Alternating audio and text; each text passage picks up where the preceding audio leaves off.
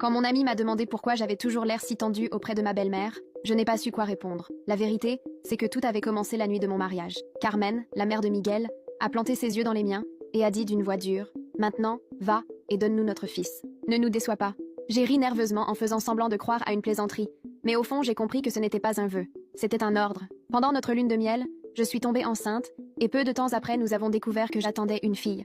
La nouvelle n'a pas été accueillie avec joie, mais avec incrédulité. Dans la famille Morales, cela faisait plus d'un siècle qu'aucune fille n'était née.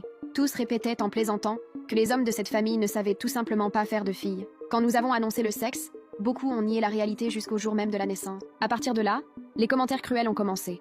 Chaque fois que Miguel n'était pas présent, ma belle-mère et certains parents crachaient leur venin sous forme de plaisanterie. Je me demande d'où elle tient ce nez. Sûrement pas de mon fils. Je souriais et je me taisais, même si à l'intérieur je me sentais déchirée.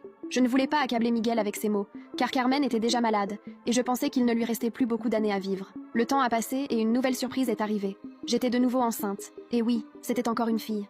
J'ai supplié mon mari de ne rien dire pour l'instant. Je voulais profiter au moins de quelques semaines de paix avant que sa mère ne détruise encore une fois mon bonheur. Mais Miguel, naïf et loyal, a insisté pour l'annoncer lors de notre prochaine visite. J'ai accepté, le cœur serré. Dès que Carmen a entendu la nouvelle, ses yeux se sont remplis de larmes. Elle a commencé à secouer la tête, à pleurer, à crier. Elle m'a traité d'infidèle devant tout le monde et a exigé que je sorte de sa maison. Miguel s'est levé furieux et l'a affronté. Présente des excuses à ma femme, mesure tes paroles devant tes petites filles. Mais Carmen, en sanglots, a lâché le pire. Elles ne sont pas à nous, ces filles ne sont pas à nous.